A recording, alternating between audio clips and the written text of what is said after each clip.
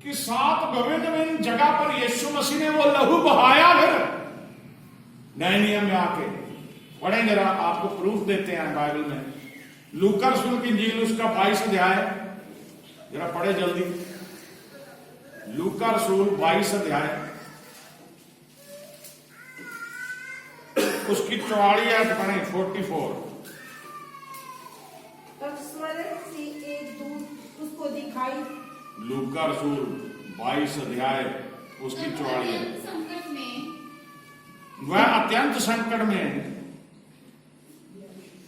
व्याकुल होकर और भी हार्दिक वेदना से प्रार्थना करने लगे। और भी हार्दिक वेदना से प्रार्थना करने लगा। और और उसका पसीना मानो लहू की बड़ी बड़ी बूंदों के समान, मानो लहू की बड़ी बड़ी बूंदों के समान भूमि पर गिर रहा था। हालेलुया, भूमि पर गिर रहा था। वो कौन था? मेरा यीशु मसीह था। गसमनी बाग में प्रभु प्रार्थना कर रहा था। वो इतना व्याकुल हो गया, उसे दिख रहा था किस तरह से सलीब की मौत सामने है। वो व्याकुल हो गया। और यहां लिखा, वो अत्यंत संकट में व्याकुल होकर और भी हार्दिक वेदना से प्रार्थना करने लगा। और उसका पसीना मानो लहू की बड़ी बड़ी बूंदों के समान भूमि पर गिर रहा था। आमीन। प्रभु ने लहू बहाया अपना। दूसरा जो है यशायाह नबी की पुस्तक, उसका 50 अध्याय, यशायाह 50 अध्याय,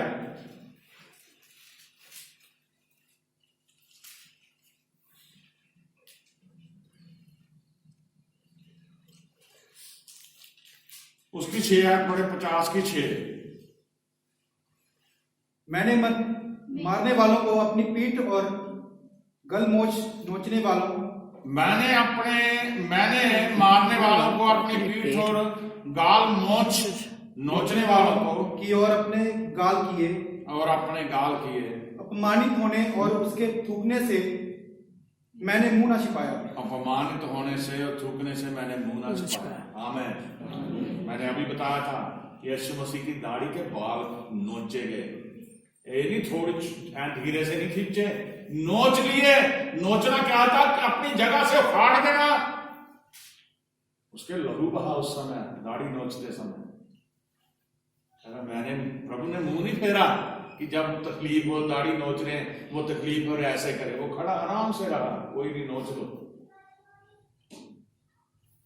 मैंने मारने वालों को अपनी पीठ और गाल नोचने वालों की ओर अपने गाल किया।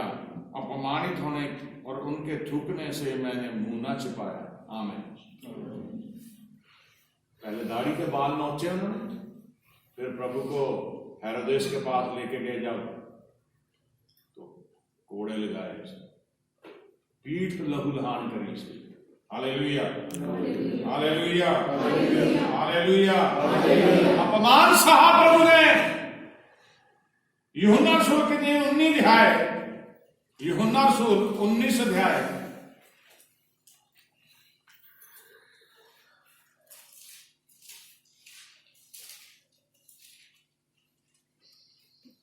उन्नीस की 1 पढ़ो। इस पर पिलातुस ने यीशु को कोड़े लगवाए। इस पर पिलातुस ने यीशु को कोड़े लगवाए। सिपाहियों ने कांटों का मुकुट गूंथकर उसके सिर पर रखा। सिपाहियों ने कांटों का मुकुट गूंथकर उसके सिर पर रखा और उसे बैंगनी वस्त्र पहनाया। उसे बैंगनी वस्त्र पहनाया। जब कांटों का मुकुट उसके सिर पर रखा तो उसे दबाया गया और कांटे उसके सिर में धंस गए और वहां से भी लहू बह रहा। और जब पीठ पे कोड़े मारे गए वहां से भी लहू बह रहा। बोलो। मरकुस रसूल की इंजील उसका 15 अध्याय, मरकुस रसूल 15 अध्याय,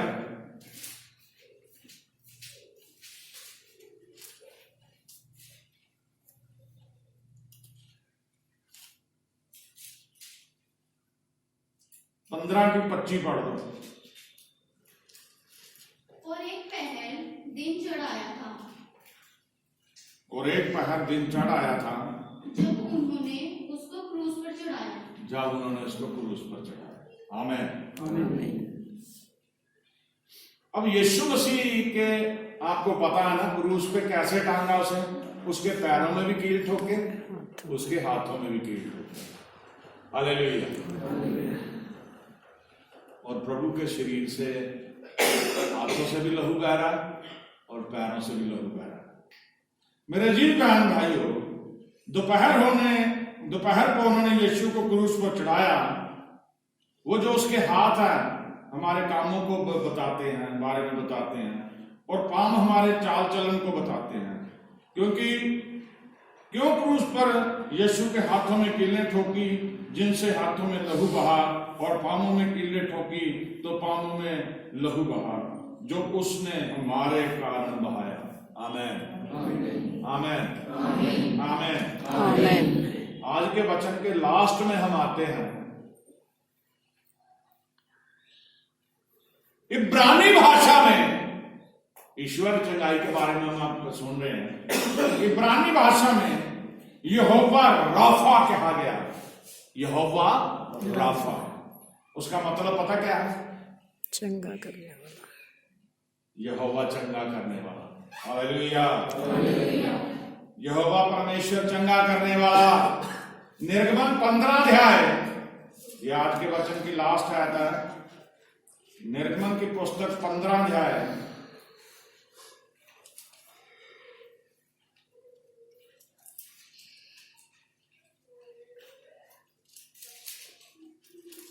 पंद्रह की 26 पढ़ दो। यदि तू अपने परमेश्वर यहोवा का वचन तन मन से सुने। हाँ, बड़े ध्यान से सुने।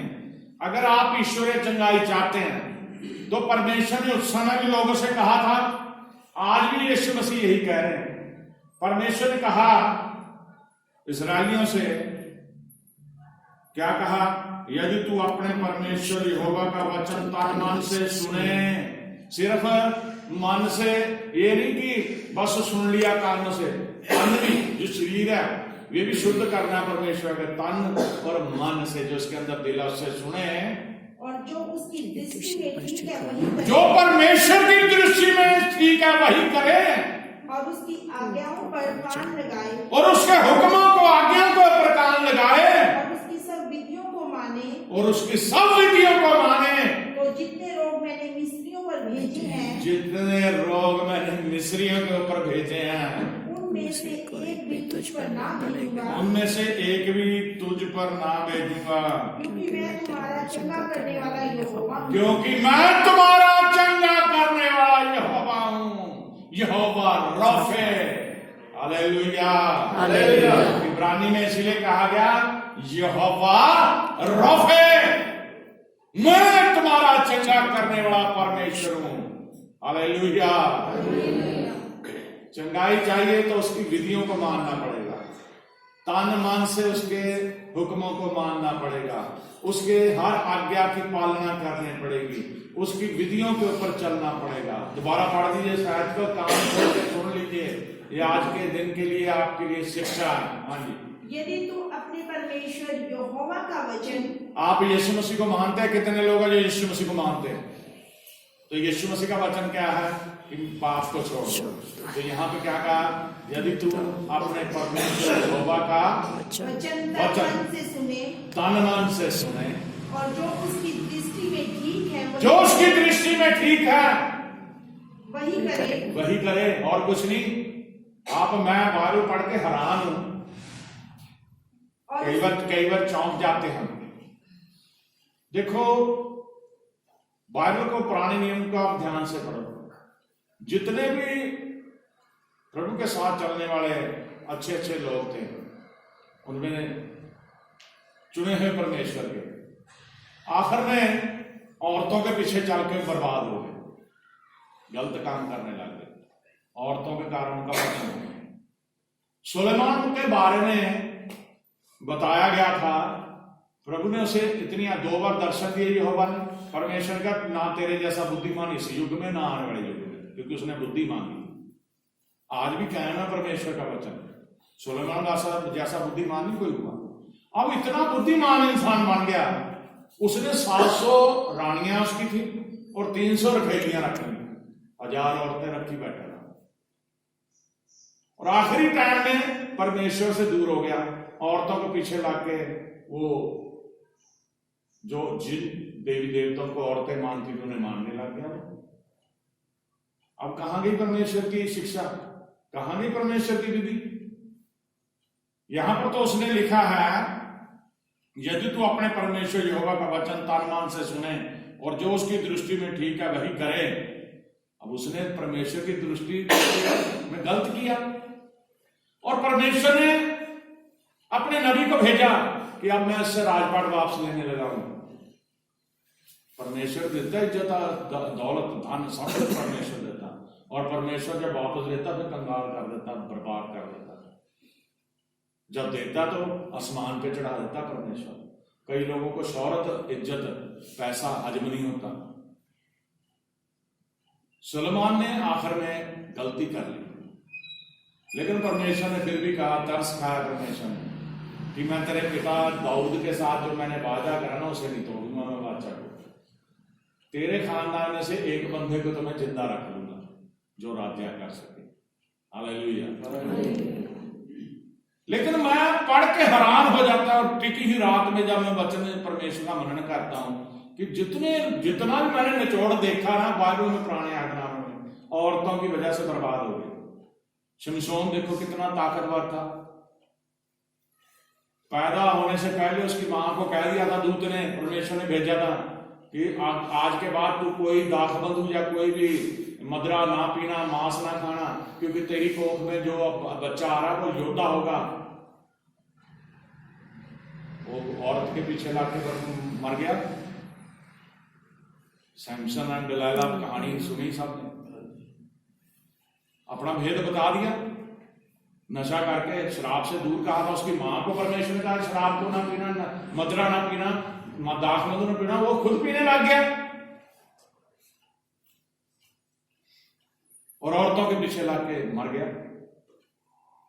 अपनी शक्ति खोली, भेद बता दिया उन्होंने, उसके बाल काट दिए, तो उसकी ताकत बालों पे थी। बहुत भरी पड़ी अदालत, पतन कहां हुआ? औरतों के पीछे लाके। और यहां पे परमेश्वर ने ये कहा कि जो उसकी दृष्टि में ठीक है वही करे और उसकी आज्ञाओं पर कान लगाए और उसकी सब विधियों को माने, तो जितने रोग मैंने मिस्रों पर भेजे हैं उनमें से एक भी तुझ पर ना भेजूंगा। कितना महान है परमेश्वर, क्योंकि मैं तुम्हारा चंगा करने वाला परमेश्वर यहोवा हूं। आमीन आमीन। चंगा करने वाला यहोवा हूं, यहोवा राफे हूं। सो मेरे अजीज बहन भाइयों, ईश्वरीय चंगाई अगर चाहिए, एक चंगाई है डॉक्टर के पास जाके दवाई लेते शरीर चंगा हो जाता, थोड़े टाइम के लिए आराम हो जाता, लेकिन सदा की चंगाई सिर्फ परमेश्वर देता। किसी को कैंसर हो गया तो चंगाई डॉक्टर नहीं देंगे, वो जवाब दे देते हैं, परमेश्वर उसे खत्म कर देता कैंसर। हालेलुया। किसी को टीबी होगी, डॉक्टर दवाई दे सकते हैं, चंगा नहीं कर सकते, परमेश्वर चंगा कर सकता है। तो फिर उस परमेश्वर की विधियों के ऊपर चलो, उस परमेश्वर की सुनो, उस परमेश्वर के संग चलो, अपने जीवन से पाप को दूर कर दो और उस ईश्वर चंगाई को प्राप्त करो। प्रभु आप सभी को आशीष दे। आमीन।